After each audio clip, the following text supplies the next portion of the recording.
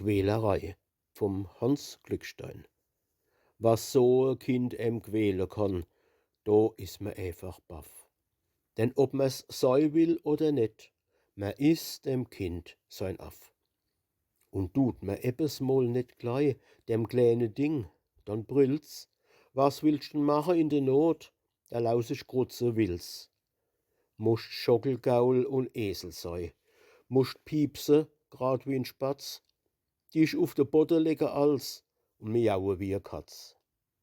Der Nudel muscht probiere als und Botzle in ihrem Bett, vorm Schlafe gehe, der Wawau sei, sonst schlaft der Teufel net. Und meinst emol, du hast dei Ruh, versteckelst dich ganz fei, kommt glei der Rollmops mit de Peitsch, dann muscht der Tanzknopf sei. Vor so me Teufelsbrote findst kei Abwehr und kei Waff. Kannst einfach mache, was du willst.